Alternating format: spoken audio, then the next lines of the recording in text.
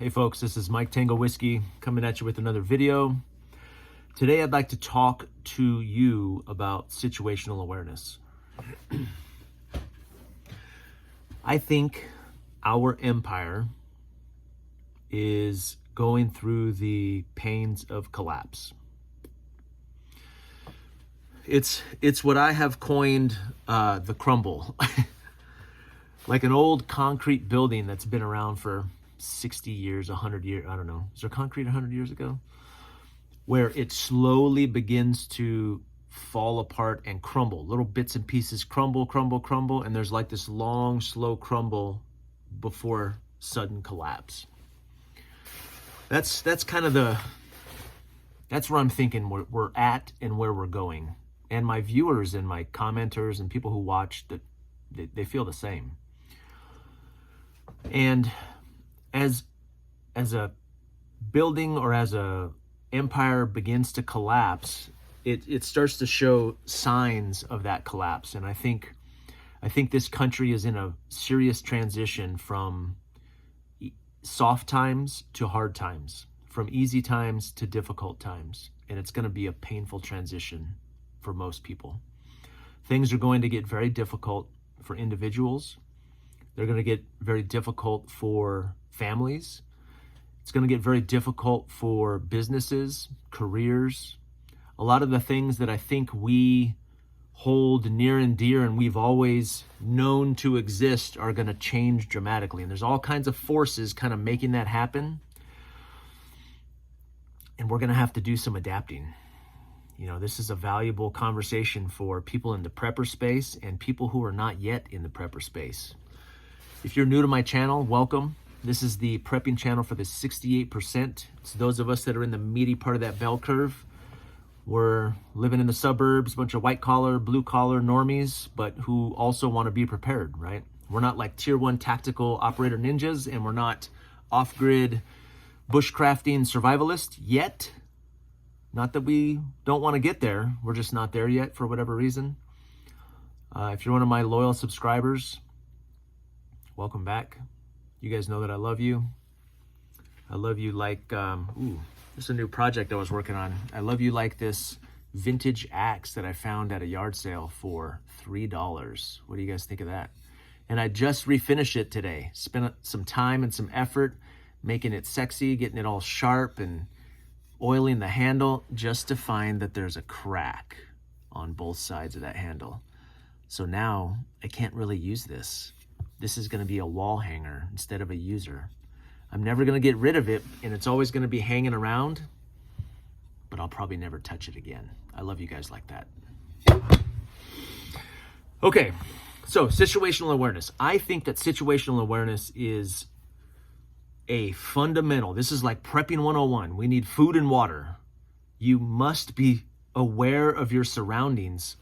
I think being situationally aware can help you avoid, 80% of serious situations, whether it's weather, mobs, crowds, disasters. Like, man, I see so many people today just walking around downtown, like on the streets of downtown, their face in their phone, earbuds in, their hat down, completely oblivious of all that's going on around them. No inkling of the world around them.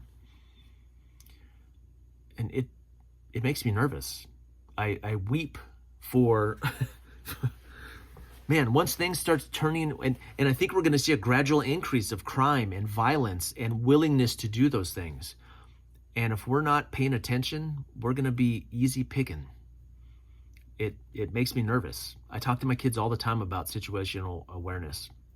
And what I want to do today is I want to share with you a model that I have found useful.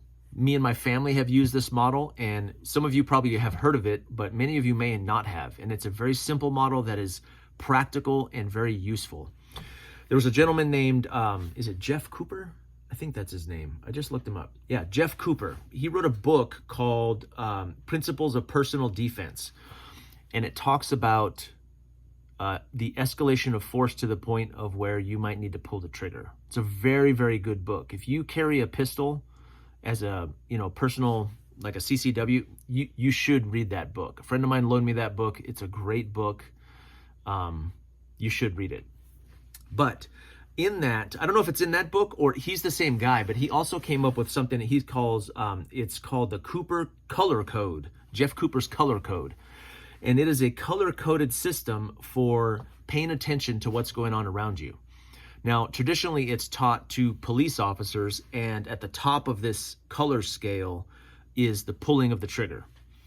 Now, for the 68%, maybe, if you're in a legitimate like self-defense situation, you may have to do that. But we're going to tweak it a little bit in the red zone to pull back or retreat or avoid or get out of that situation rather than engage. If we don't have to engage, don't engage, right? If you can remove yourself from that situation, remove yourself from that situation. What's that saying? The only way to guarantee you win a gunfight is to never get into one, right? There was a conversation in my comments on one of my, I think it was my live, where we were talking about knife fighting. I was like, I do not ever want to knife fight I can't knife fight. Why would I knife fight anybody? Right? I don't want to do that. Like with a hatchet.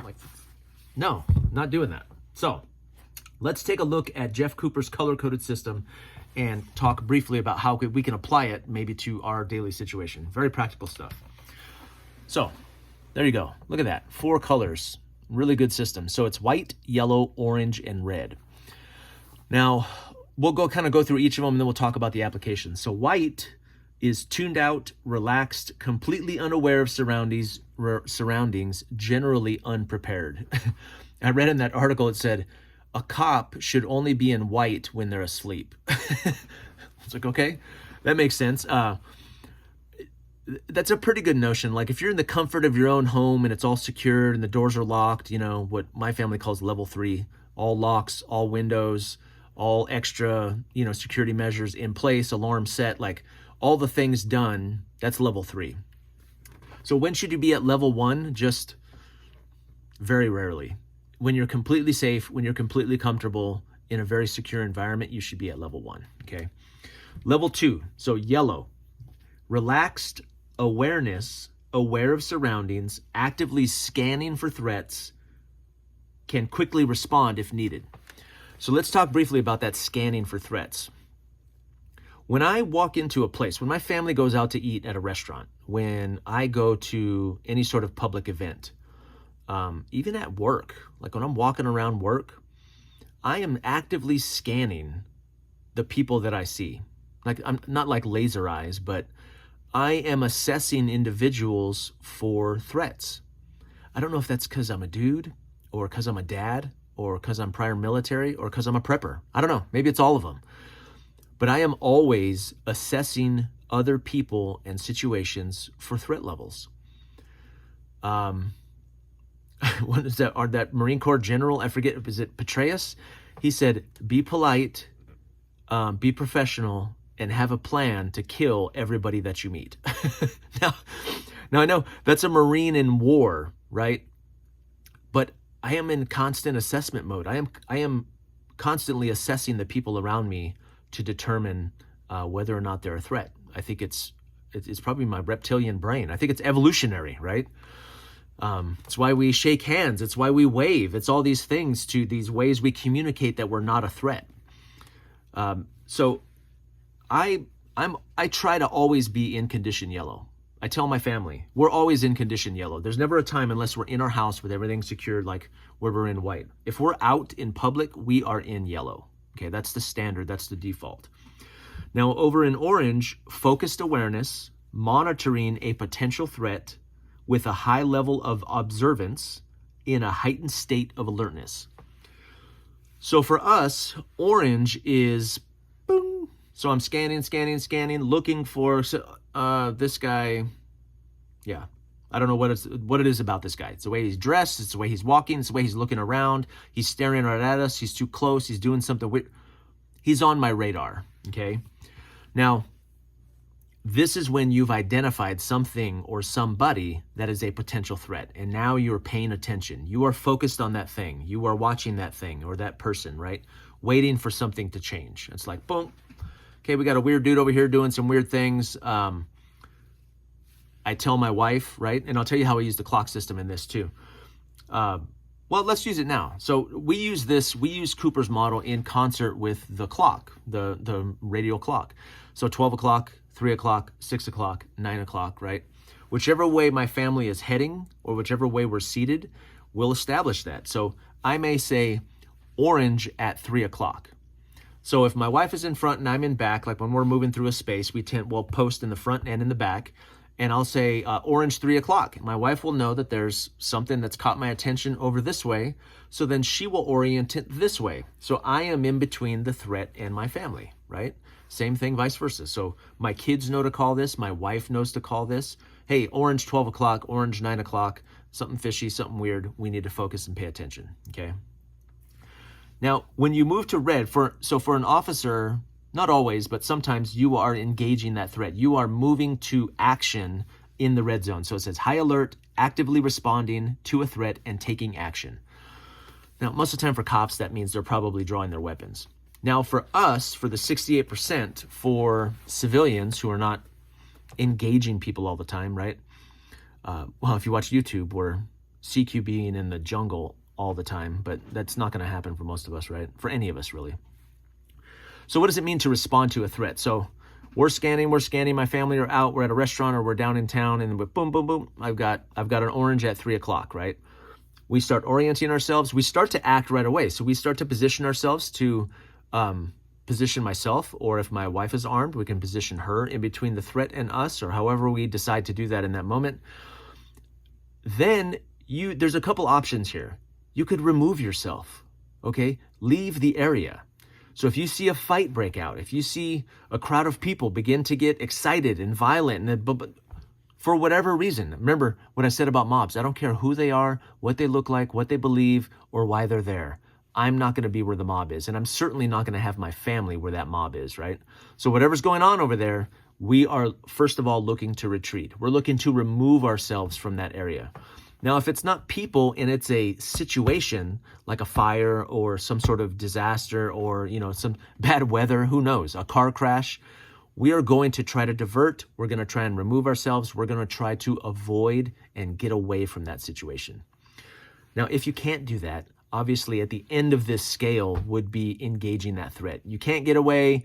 They somehow get to your family or get in between you, whatever the situation is. Yeah, you may need to engage, and hopefully you are legally armed and equipped and trained to engage that threat, right?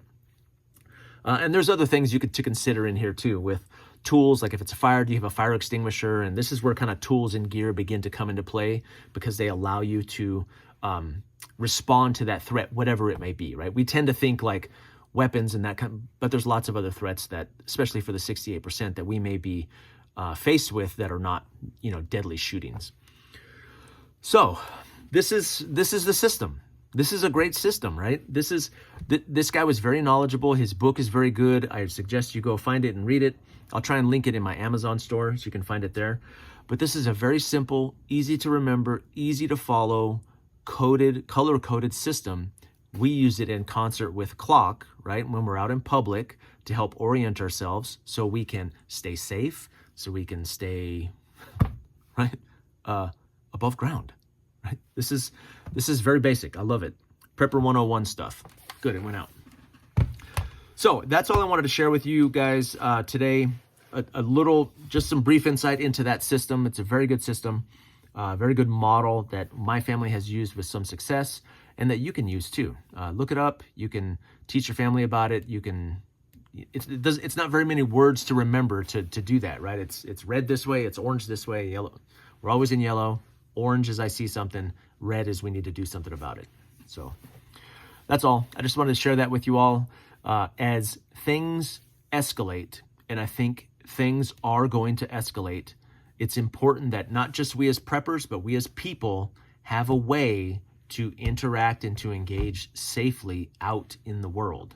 And I think it's going to become more and more important as things begin to continue to crumble or deteriorate. So that's all I have for you guys. This is Mike Tango Whiskey, and I'm all clear.